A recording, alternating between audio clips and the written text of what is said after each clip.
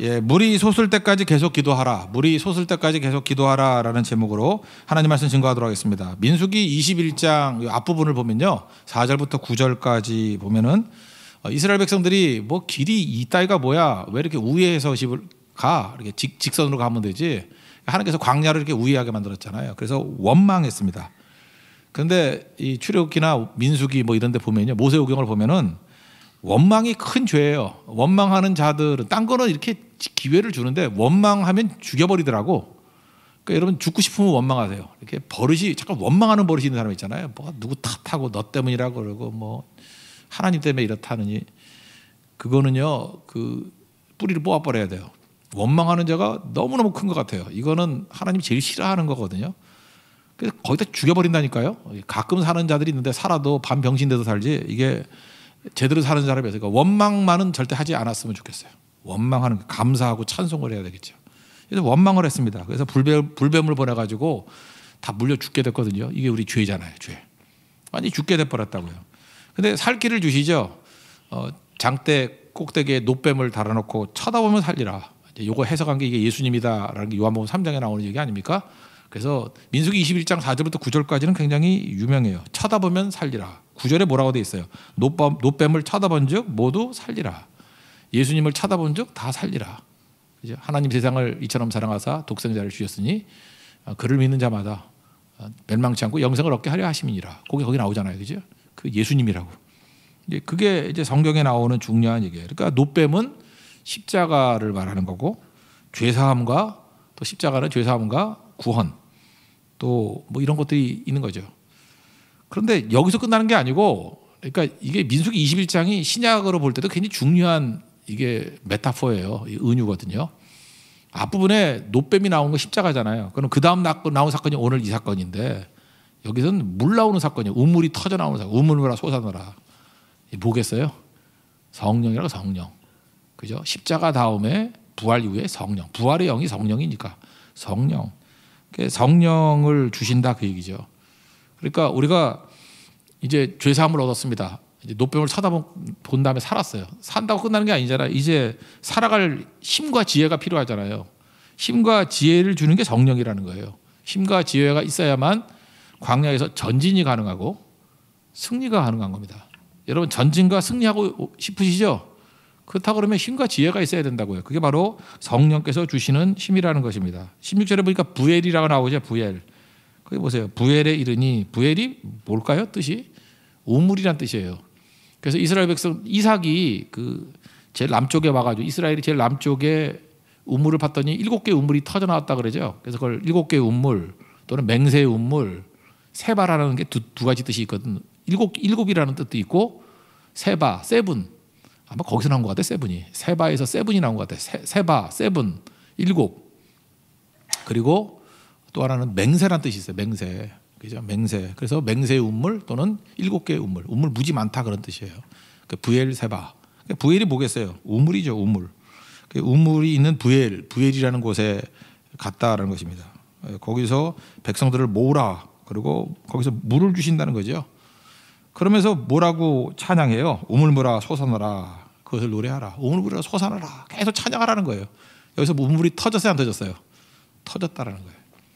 그럼 이게 뭐 물 먹었다는 사건입니까? 이상하게 광야 생활하면서 뭐 물이 없어가지고 반석에서 물이 나오고 뭐 이런 거 되게 많죠. 물 얘기는 그냥 100% 성령이라고 보면 돼요. 성령을 상징하는 거예요. 거의 십자가 다음이 성령이거든요. 우리가 광야에서 필요한 게 성령이다. 이걸 또 주석한 게 요한복음 7장 38절 39절인데 나를 믿는 자는 성경의 이름과 같이 그 배에서 생수의 강이 흘러나오리라. 뭐 에스겔서에 나오는 얘기죠. 생수의 강이 흘러나오리라. 또 이는 그를 믿는 자들이 받을 성령을 가르쳐 하신 말씀이라. 정확히 얘기잖아요. 생수의 강이 흐르리라. 그러니까 생수의 강이라고 말하는 이유가 뭐죠? 일단은 많다라는 거죠. 많다. 그냥 이게 적은 게 흐르는 게 아니라 많은 게 흐른다. 또 하나는 계속 흐른다. 강은 지속적으로 가는 거잖아요. 그러니까 우리 속에서 성령이 충만해야 된다. 이걸 뭐라고 표현했어요? 생수의 강이 흘러야 돼요.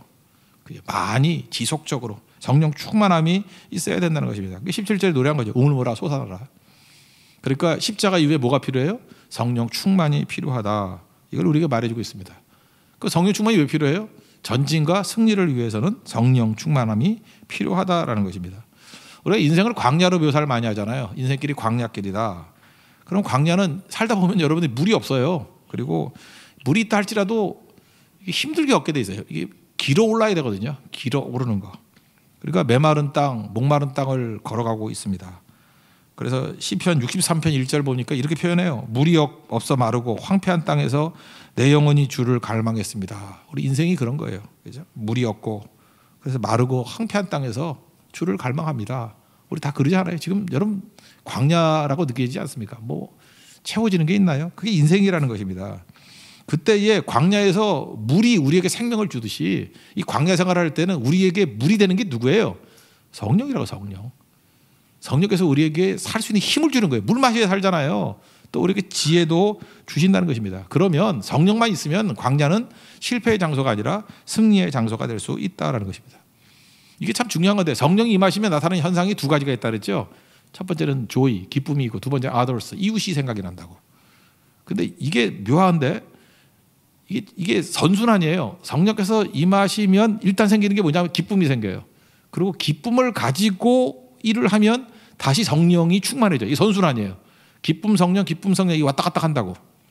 그래서 여러분 예배 드리면서 성령의 기쁨을 누리는 것을 무시하면 안 됩니다. 그러니까 우리 예수 믿는 사람들은 무슨 힘으로 사느냐? 기쁨의 힘으로 살아요. 이사야서 12장 3절을 보면 너희가 기쁨으로 구원의 우물에서 물을 기르리로다. 이런 말씀이 나오고 찬송도 많이 있죠. 우리가 기쁨으로 구원의 우물에서 물을 길어 오른대요. 그러니까 기쁨이 힘이죠.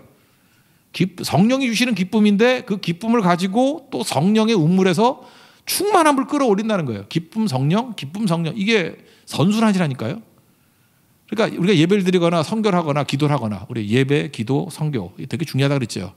이러면은 일단 작은 기쁨이 와요.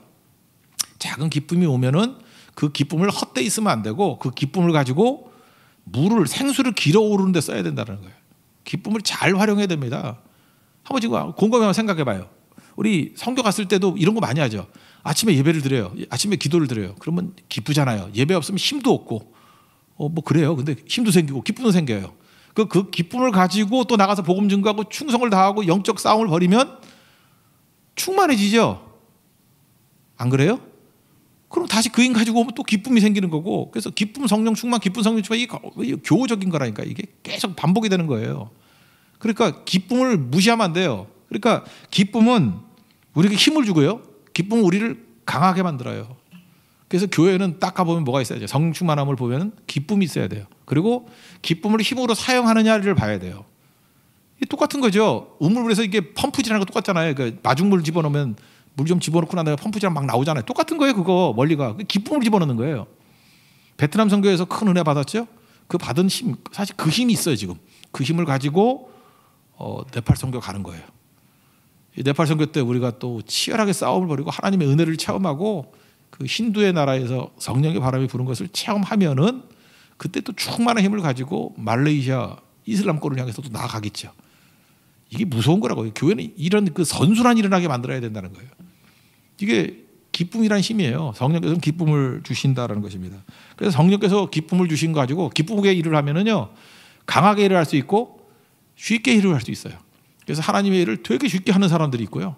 이 성령으로 하니까, 기쁨으로 하니까 또 강하게 할 수 있다는 것입니다. 주께서 주시는 능력으로 할 수 있기 때문에. 그래서 예배가 힘이죠. 예배 드리고 뭐 한다는 이유가 뭐예요? 예배를 통해서 우리가 뭘 얻는 거예요? 기쁨을 얻는 거예요. 기쁨을 얻는데 이것이 여호와의 기쁨이 아니고 여호와로 인한 기쁨이에요. 그러니까 여호와로 인한 기쁨이란 게 무슨 뜻이냐면 하나님과 교제함으로 나오는 기쁨이에요. 예배죠. 영과 영이 만나는 거거든요. 그죠? 우리가 예배 드릴 때 영으로 예배 드리고 진리로 예배를 지니라. 옛날 같으면 신령과 진정으로 예배를 드리라. 그죠? 우리가 in spirit and in truth, 성령 안에서 예배 드리고 in truth, 말씀 안에서 예배를 드리라. 예배는 그렇게 드리는 거예요. 그럼 기쁨이 생기거든요. 그 기쁨을 가지고 무슨 일을 하면 쉽게 할 수 있고 강력하게 일할 수 있다. 이걸 지금 우리에게 말해주고 있다는 것입니다. 그럼 성령께서는 이렇게 힘도 주실 뿐만 아니라 생수는요 우리에게 또 지혜도 줘요. 이사야서 11장 2절 보니까 여호와 영, 그러면서 동의어를 지혜, 총명, 모략, 재능의 영이요 지식, 여호와를 경외하는 영이 강림하시더라. 이런 말씀이 나오거든요. 이사야 11장 2절. 그리고 3절에 보니까 여호와를 경외함으로 즐거움을 삼을 것이다. 뭐 똑같은 얘기죠. 성령 충만하면 이게 즐거움이 생긴대요. 같은 얘기. 지혜가 뭐예요? 일처리 능력. 성령 충만하면 지혜가 생기는데 일처리하는 방법을 알아요. 그래서 성령 충만한 사람에게 일을 맡겨야 돼요. 그래서 사도행전 6장에 보면 집사 7명을 세울 때 어떤 사람을 세웠죠? 성령과 지혜가 충만한 사람. 그 지혜 없는 애들 세우면 또라이라서 일이 안 돼요. 일이 안 돼. 가끔마다 이게 이상한 애 세워놓으면 일이 안 되는 거 많이 느끼죠. 일이 안 돼. 맨날 싸움질만 하고 일이 안 돼. 일이 왜 안 되냐면 그거 뭐가 지혜가 없어서 그래요. 성령이 주시는 지혜가 없기 때문에 일이 안 돼. 뒤죽박죽. 이건 뭐 열심히 하고 안 하고의 문제가 아니에요. 일이 안 돼. 그래서 지혜를 구해야 돼요. 성령께서 주시는 지혜. 그다음 총명의 영, 뭐 이게 똑같은 거죠. 판단력. 이게 판단력이 있어요. 그죠? 이게 구분할 줄 알아. 빛과 어두움을. 모략은 전략이거든요. 이렇게 전략을 잘 짜요. 그래서 무엇을 어떻게 해야 될지, 이 마귀를 어떻게 무너뜨릴지, 우리가 어떻게 하나가 될지 전략. 전략이라는 건 뭐예요? 우리가 가지고 있는 자원을 어떻게 배분하느냐는 문제죠. 이런 것들을 성령께서 주신다니까요. 재능, 이건 은사죠. 재능의 영. 지식의 영, 이거는 노하우. 그죠? 이렇게 그런 것들이 있고 경외하는 영, 이게 예배의 영이에요. 그래서 성령께서 임하면 예배자가 된다고. 그러니까 요약하면 이거예요.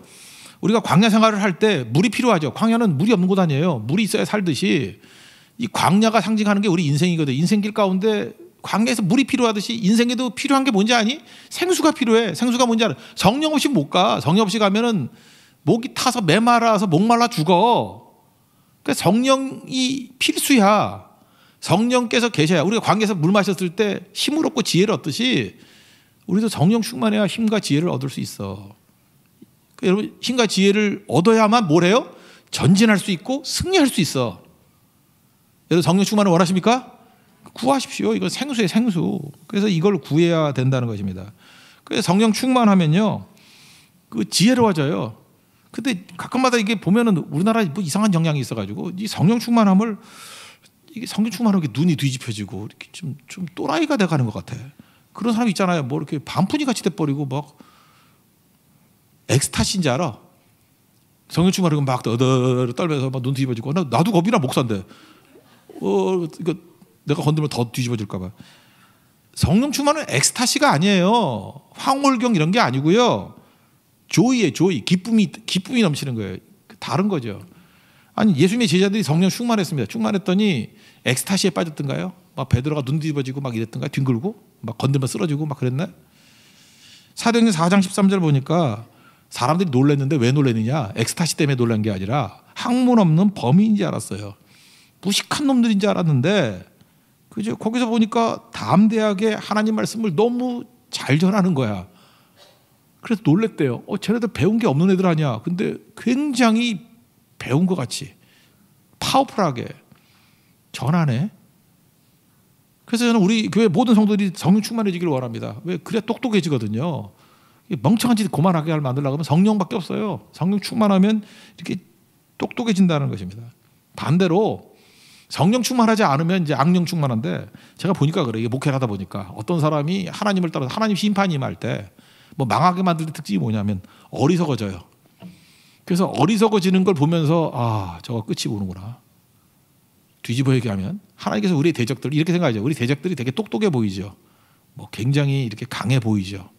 근데 하나님의 성령께서 임하셔서 그들을 무너뜨리게 될 때 보면은 생각보다 정말 한심하게 어리석어져요. 아니 내가 이런 바보들하고 싸웠는데 내가 왜 못 이겼지? 이런 생각이 들 정도로. 그거는 옛날에 그랬던 게 아니고 하나님의 성령께서 그를 어리석게 만든 거예요. 그래서 여러분들 하나님만 믿고 의지하고 나아가면 돼요. 대적이 때가 되면 다 어리석어져요. 그래서 말도 안 되게 넘어져요. 말도 안 되게. 반면에 성령 충만한 사람들은 어리석은 자들조차도 맛이 갔던 사람들조차도 맛이 돌아봐요. 그래서 똘똘해진다니까요. 잘 안 속아요. 그리고 진짜 중요한 게 뭔지를 알고 판단력이 있고 이렇게 가짜들이 와가지고 유혹해도 분별력이 있어가지고 끊어버려요. 뭐 하는 짓이야? 사탄아 물러가라. 이게 딱 끊어버린다고요. 다시는 연락하지 마세요. 이렇게 딱딱 끊을 줄 알아요. 근데 멍청한 것들은 그냥 이게 이 소리가 개소리인지 잡소리인지 구분도 못하면서 막 끌려다니고 하는 거죠. 그게 바로 뭐예요? 그게 심판이라니까요. 망하려고 저런 소리가 들리는구나. 어리석어지는 거죠. 그러니까 여러분 성령께서 주시는 이 지혜의 영이 임하게 돼야 된다는 것입니다. 그래서 성령께서 지혜를 주시면요, 힘과 지혜, 힘이 있으니까 power and wisdom. 그러니까 지혜가 있으니까 판단력이 생기는 거죠. 성령 충만함이 필요하다라는 것입니다. 그러니까 성령 충만함은 이거는 뭐 있어도 되고 없어도 되는 게 아니라 필수적인 거라는 것입니다. 이거는 없어서는 안 되는 거예요. 성령 충만함을 구해야 된다는 것입니다. 그럼 성령 충만, 여기서 보세요. 우물물아 솟아나라 그러는데 언제까지요? 솟아날 때까지예요. 그러니까 솟을 때까지 계속 기도해야 된다는 거예요. 성령 충만함을 주십시오. 이거 없으면 안 되는 거죠. 하나님께서 우리 이끌어갈 때, 우리 지금 시대가 이렇게 악해지면 영성이 어떤 영성이 되냐면 잠깐 이렇게 찾아다니는 영성이 돼요. 우리가 지금 검색하는 영성이잖아요. 그죠? 사색을 해야 되는데 검색을 하고 있어. 이 검색은 뭐죠? 자기가 텅 비어가지고 남들 얘기, 그 쓰레기 같은 얘기들 잠깐만 찾아다니는 거예요.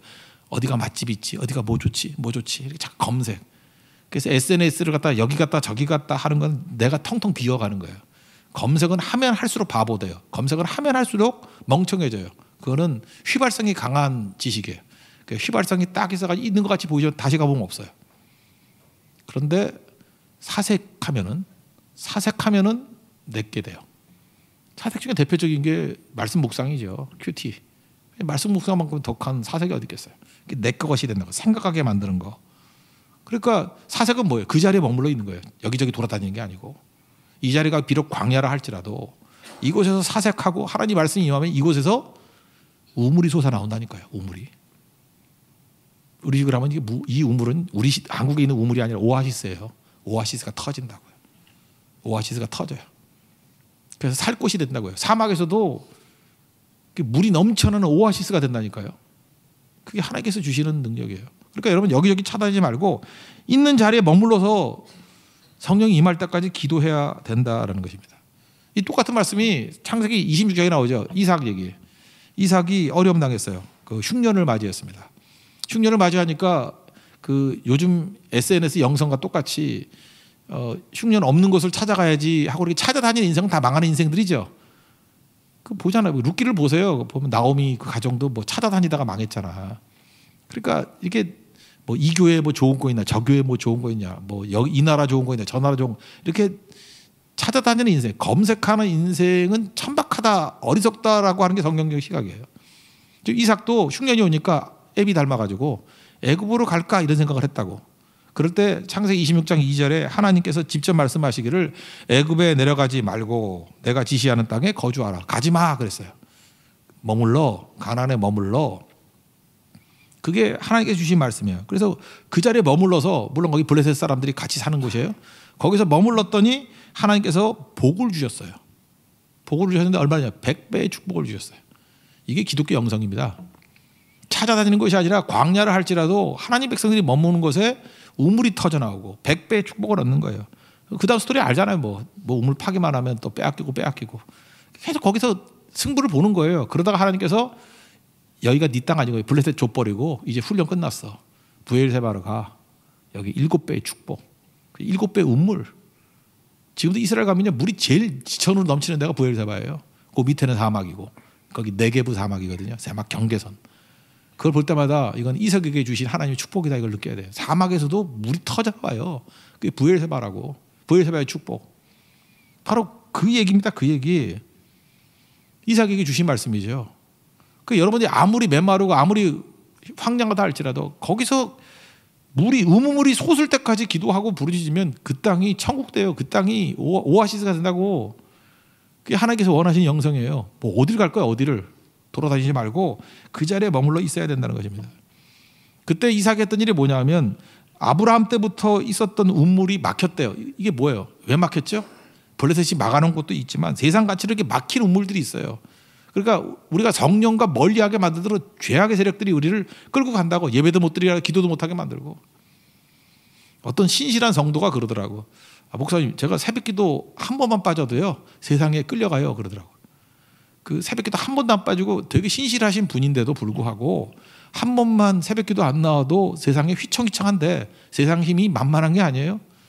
목사도 마찬가지예요. 목사도 제가 지금 목사니까 매주 나와서 그렇지 제가 한 주 빠지면요 저 이상하게 맛이 갔을지도 몰라요. 그죠? 하나님이 계셔 뭐 이럴 수도 있고 그죠? 이게 얼마나 복인지 몰라요. 계속 나오는 거. 그래서 여러분 지금 이해를 못하죠. 한 2, 3주 빠지고 난 다음에 교회 나오기 힘들어하는 사람들 보면 그게 2, 3주 빠진 게 아니에요. 2, 3주 동안에 이게 우물이 막혀 있는 거거든요. 그러니까 얼마나 힘들겠어요. 그 주변 사람들이 퍼내가지고 도와줘야 되고, 또 하나 중요한 게 뭐예요?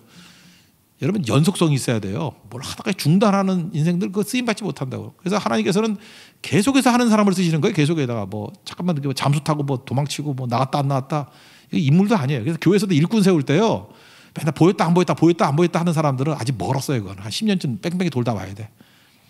그 자리에 가면 그 사람이 있다 그래야 돼요. 항상 그래야죠. 또 요즘에 그런 것도 있다면 뭐 담임 목사가 설교할 땐 나오다가 안 하면 또 안 나오고, 요즘은 비디오가 있다는 거 아시죠? 다 찍어놓고, 그죠? 우리는 하나님이 하니까 내가 모르잖아, 그러죠? 딱 보면 알아요. 딱 보면 뭐 그게 이상한 영성이라고 그거.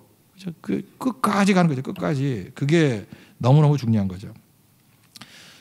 이사야서 58장을 보면 금식 얘기가 쭉 나오면서 금식 기도의 능력이죠. 이게 또 막힌 우물을 파는 거예요. 금식 기도하면서 막힌 우물 뚫어버리는 거예요. 거기에 이런 말씀이 나옵니다. 메마른 곳에서도 내 영혼이 만족하며 내 뼈를 견고하게 하리니. 그러니까 뭐예요? 아주 메마른 광야에 있다 할지라도 금식하면서 기도하면서 이걸 뚫어버리라는 거예요. 그럼 어떤 일이 벌어지느냐? 12절 보니까 황폐된 곳을 다시 세운다. 하나님 약속이에요. 황폐된 곳이라 할지라도 다시 금식하면서 기도하면 그걸 뚫어버리면 황폐된 곳을 다시 세우고, 그 다음에 파괴된 기초를 다시 쌓는다. 파괴된 기초를 다시 쌓는다. 그래서 많이 듣는 얘기죠. 이거 부흥이란 찬양 가사에 나온 얘기예요. 그러니까 찬송을 불러도 이게 근거가 어딘지 알아야죠. 이게 이사야 58장에 나오는 얘기거든요. 거기에 근거. 그 다음에 무너진 데를 다시 보수하고, 그 다음에 주의 길을 수축하고, 이런 일을 한다는 것입니다. 그러니까 우리가 할 일이 뭐죠?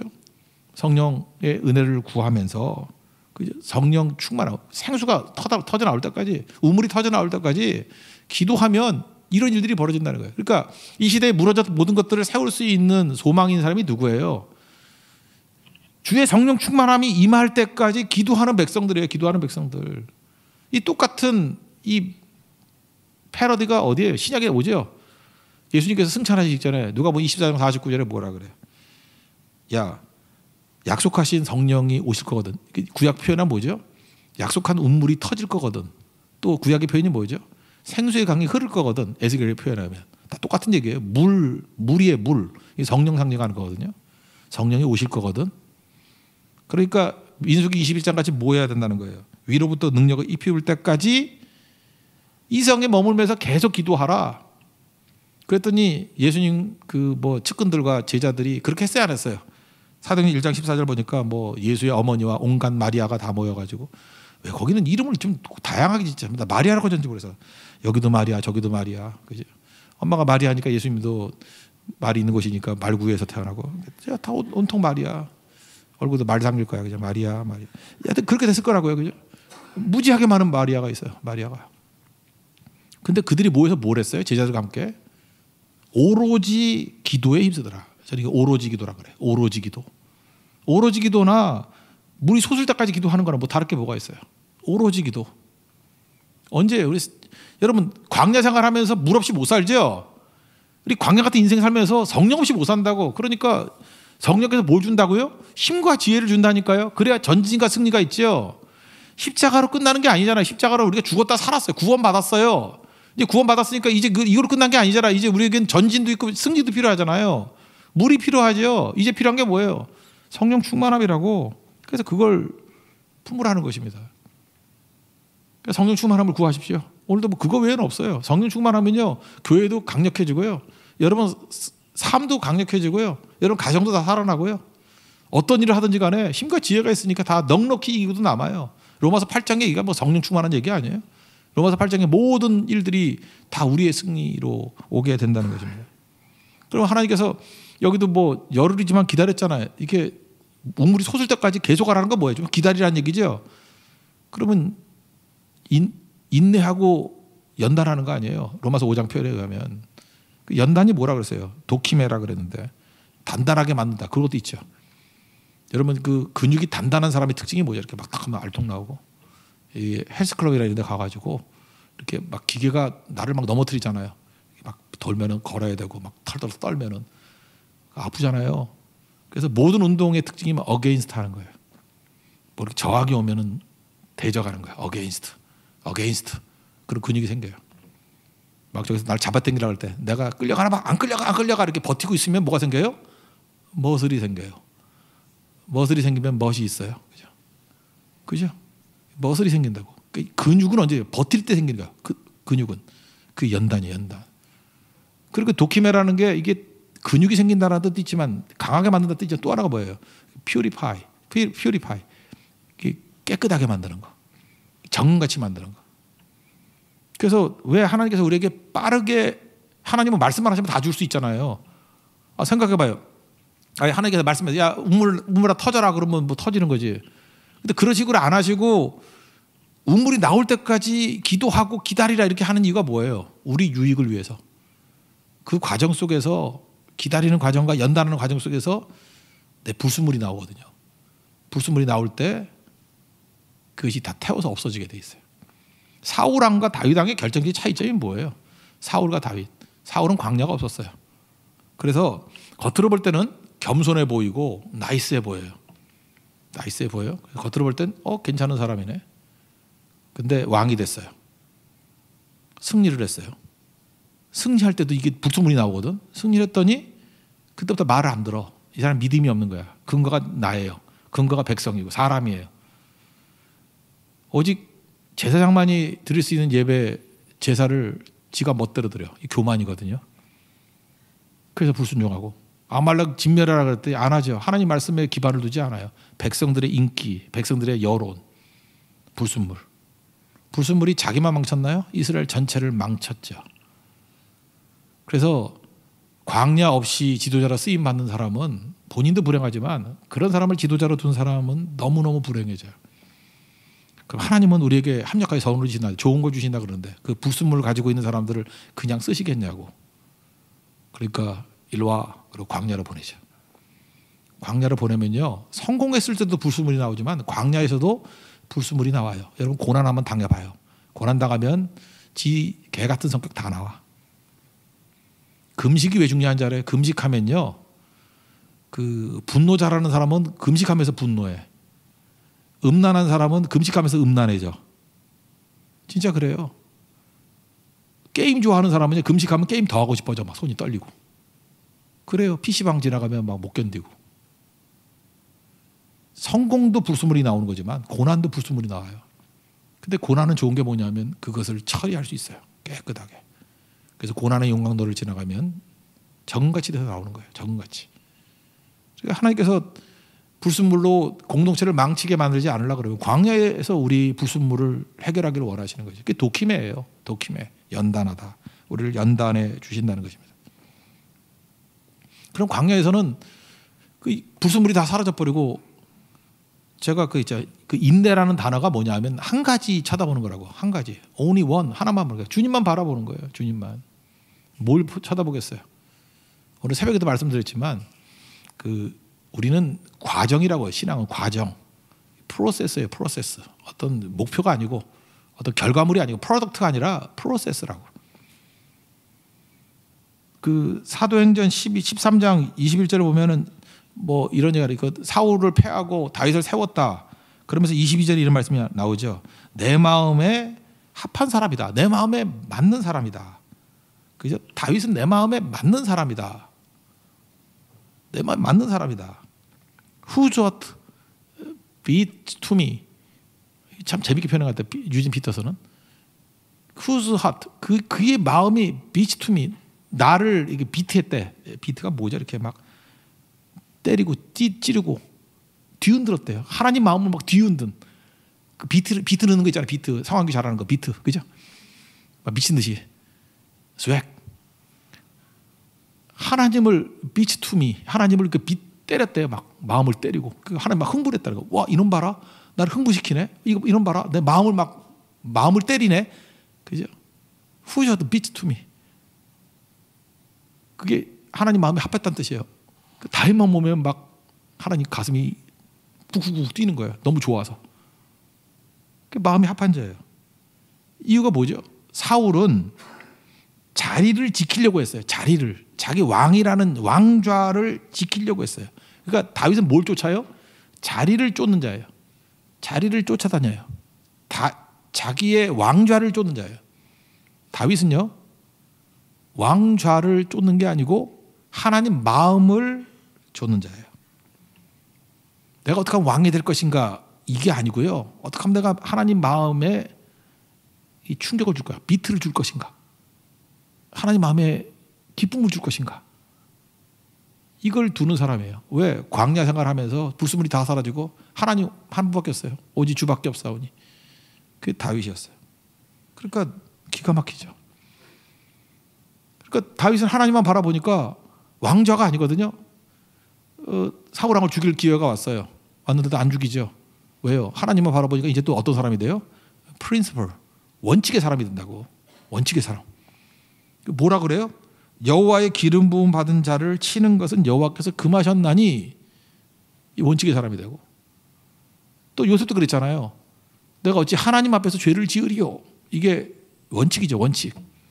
원칙이 딱딱 떠오르는 거예요. 이거 누가 뭐 볼 것도 없이 요셉도 광야 생활했잖아요. 종노릇하고 감옥 들어가고. 다윗도 광야 생활했잖아요. 광야 생활한 사람의 공통점이 뭐예요? 하나님만 보고 불순물이 제거가 돼요. 그래서 왕이 되고 총리가 돼도 부작용이 없어요. 이게 광야입니다. 광야. 그러니까 이걸 제거하는 게 뭐예요? 주의 운물이 솟을 때까지, 성령이 솟을 때까지. 그러니까 너무 쉽게 주는 거 좋아하지 마세요. 줄 때까지 구하는 거예요. 그 사도행전도 보십시오. 뭐 이렇게 쉽게 되는 것 같지 않아 보이잖아요. 사도 바울도 뭐 2년 동안 감옥에 갇혀 있고, 뭐 금방 만들고 핍박 있고, 그러면서 근육이 생기면서 퓨리파이, 깨끗해지는 거예요. 강력해지는 겁니다. 이게 성령이 하시는 일이라는 거예요. 그리고 이게 필요하죠. 그렇다 그러면 이제 우리가 뭘 구해야겠어? 성령 충만을 구해야겠죠. 한 성령 충만함을 주십시오. 성령께서 함께 주셔야 능력이 임하는 거예요. 그거 아니면은 힘도 없고 지혜도 없고 더러워서 안 돼요. 더러워서. 이번 네팔 위해서도 꼭 기도했으면 좋겠는데, 네팔 일정이 이래요. 뭐 월요일날은 그냥 가기만 하는 거고, 화요일날 비행기 타고 포카라로 갑니다.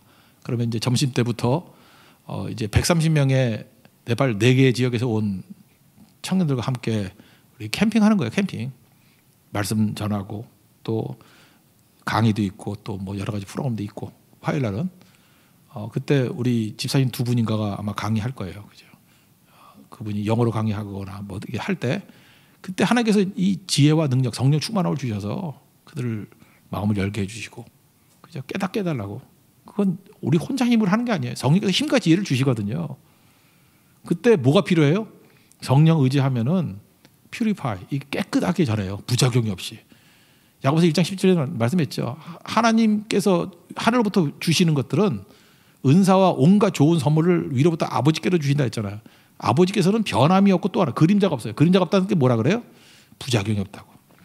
사람이 자기 힘으로 하면은 뭐 좋은 것도 있지만 꼭 부작용이 생겨요.